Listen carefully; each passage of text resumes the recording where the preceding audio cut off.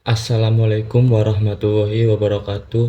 Salam sejahtera bagi kita semua. Salam Om Swastiastu, Namo Buddhaya, salam kebajikan. Perkenalkan, saya Rahmat Haji Pratama dari Prodi Ilmu Pemerintahan Fakultas Ilmu Sosial dan Ilmu Politik Universitas Pancasakti Tegal. Dalam kesempatan presentasi ini saya akan membahas tentang pendekatan legalistik dalam ilmu pemerintahan. Pertama, ada pengertian pendekatan legalistik dalam ilmu pemerintahan. Pendekatan legalistik adalah salah satu cara untuk melihat gejala peristiwa dari sudut pandang aturan-aturan formal. Hal tersebut sekaligus menjadi ciri yang membedakan ilmu pemerintahan dari ilmu sosial lainnya. Pendekatan legalistik dalam ilmu pemerintahan membahas berbagai aspek yang berkaitan dengan hukum dan peraturan dalam konteks pemerintahan dan politik. Dua ciri-ciri pendekatan legalistik. Pertama, melihat gejala dan peristiwa pemerintahan dari dasar hukum yang mengaturnya atau hukum positif. Yang kedua, berdasarkan hukum positif dilakukan dengan melihat proses perbuatannya, isi maupun pelaksanaannya. Yang ketiga, dalam melakukan analisis ilmu pemerintahan, banyak meminjam teori ilmu hukum dan ilmu kebijakan publik. Ketiga, ada pendekatan legalistik untuk menganalisis gejala dan peristiwa pemerintahan. Pendekatan legalistik formal dalam arti menggunakan rujukan berbagai peraturan yang digunakan pemerintah pada saat membuat kebijakan, memberi pelayanan publik, serta menegakkan aturan dengan penjelasan sebagai berikut. Dalam tulisan Anderson mengatakan kebijakan publik adalah apa yang dilakukan atau tidak dilakukan oleh pemerintah. Menurut Anderson, kebijakan publik adalah arah tindakan yang bertujuan yang diikuti oleh satu atau satuan aktor di dalam mengatasi suatu masalah atau sesuatu yang menjadi perhatian publik. Batasan ini setidaknya menggambarkan bahwa kebijakan publik melibatkan para aktor dalam penindakan yang bertujuan untuk memecahkan masalah publik. Yang keempat, ada keuntungan dan kerugian dari pendekatan legalistik dalam ilmu pemerintahan. Yang pertama, keuntungan. Teori ini menekankan pada perlunya menjaga keseimbangan antara hak-hak individu dan kepentingan publik. Hal ini memungkinkan pemerintah untuk membuat keputusan yang tepat dan menghormati hak-hak individu. Teori ini juga menekankan pada perlunya mematuhi hukum dan peraturan yang telah ditetapkan sehingga pemerintah dapat beroperasi secara efektif. Yang kedua, ada kerugian. Teori ini dapat menghalangi inovasi dan kreativitas. Hal ini karena teori ini menekankan pada perlunya mematuhi hukum dan peraturan yang ditetapkan.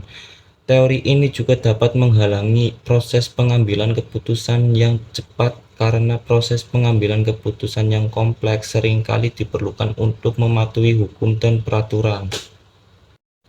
Yang kelima, ada manfaat pendekatan legalistik dalam ilmu pemerintahan. Memberikan landasan hukum yang kuat. Dengan memahami hukum dan peraturan yang mengatur tata cara pelaksanaan pemerintahan dan kebijakan publik, serta negara dapat menjalankan tugas-tugasnya dengan lebih efektif dan efisien. Menjamin keadilan dan kepastian hukum. Pendekatan legalistik membantu memastikan bahwa keputusan yang diambil oleh pemerintah dan para pemangku kepentingan didasarkan pada hukum yang berlaku, sehingga terjamin adanya keadilan dan kepastian hukum bagi seluruh warga negara.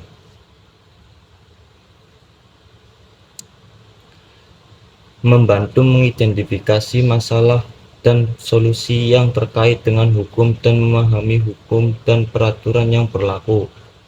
Suatu negara dapat mengidentifikasi masalah dan solusi yang terkait dengan pelaksanaan pemerintah dan kebijakan publik secara lebih efektif. Meningkatkan akuntabilitas. Dengan memahami hukum dan peraturan yang mengatur tata cara pelaksanaan pemerintah dan kebijakan publik, Para pemangku kepentingan dapat diidentifikasi dan dipertanggungjawabkan atas tindakan mereka. 6. Mata pengaruh pendekatan legalistik dalam ilmu pemerintahan. Pendekatan legalistik memiliki pengaruh yang signifikan dalam ilmu pemerintahan, antara lain: 1. Meningkatkan pemahaman tentang hukum dan kebijakan publik. Dengan menerapkan pendekatan legalistik, para peneliti dan praktisi pemerintahan dapat memahami lebih dalam tentang hukum dan peraturan yang mengatur tata cara pelaksanaan pemerintahan dan kebijakan publik. Hal ini dapat membantu mereka dalam memahami masalah yang terkait dengan implementasi hukum dan kebijakan publik serta menemukan solusi yang tepat. 2. Mendorong akuntabilitas dan transparansi. Pendekatan legalistik mendorong akuntabilitas dan transparansi dalam pelaksanaan pemerintahan dan kebijakan publik, karena hukum dan peraturan yang mengatur tata cara pelaksanaan pemerintahan dan kebijakan publik dapat digunakan sebagai acuan untuk memeriksa dan mengevaluasi kinerja pemerintah. 3. Memfasilitasi dialog serta pemerintah dan masyarakat. Dengan memahami hukum dan peraturan yang mengatur tata cara pelaksanaan pemerintahan dan kebijakan publik, masyarakat dapat berpartisipasi dalam dialog dan memberikan masukan yang konstruktif bagi pemerintah dalam mengambil keputusan. 4. Meningkatkan efektivitas kebijakan publik. Dengan menerapkan pendekatan legalistik, kebijakan publik dapat dirancang dan diimplementasikan dengan lebih efektif karena berdasarkan pada hukum dan peraturan yang mengatur tata cara pelaksanaan pemerintahan dan kebijakan publik. Yang ketujuh, ada keterbatasan pendekatan legalistik dalam ilmu pemerintahan. 1. Terlalu memfokuskan pada aspek hukum formal. Pendekatan legalistik cenderung hanya mempertimbangkan aspek hukum formal dan teknis dalam pemerintahan, sehingga tidak mempertimbangkan faktor-faktor non-hukum yang dapat mempengaruhi kebijakan publik. 2. Tidak mempertimbangkan konteks sosial dan politik. Keterbatasan lain dari pendekatan legalistik adalah bahwa ia cenderung tidak mempertimbangkan konteks sosial dan politik yang mempengaruhi pembentukan dan pelaksanaan kebijakan publik. Hal ini dapat mengakibatkan kurangnya pemahaman tentang kompleksitas dan dinamika kebijakan publik. 3. Terlalu formalistik. Pendekatan legalistik juga cenderung terlalu formalistik dalam pengajiannya, sehingga hanya mempertimbangkan aspek hukum secara teknis dan formal tanpa memperhatikan aspek praktis dan pengalaman di lapangan. 4.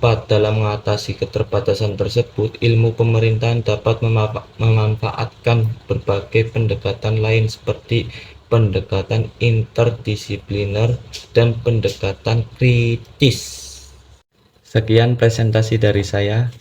Mohon maaf jika ada kesalahan kata. Tapi sebelumnya, Kata-kata penutup, Mat. ana urid wa anta turid wa huwa yaf'alu ma yurid. Artinya, Mas. Saya punya keinginan, kamu juga punya keinginan, tapi yang berlaku adalah keinginan Allah Subhanahu wa Ta'ala. Oh ya, ada satu lagi pantun buat kalian. Kewajiban sholat untuk miskin dan kaya harus dilaksanakan dengan patuh. Terima kasih telah mendengarkan presentasi saya. Akhir kata, wassalamualaikum warahmatullahi wabarakatuh. What you tryna play, boy, you know I'm ready. I'm like a buffet, body's yours for the taking. Almost time for break.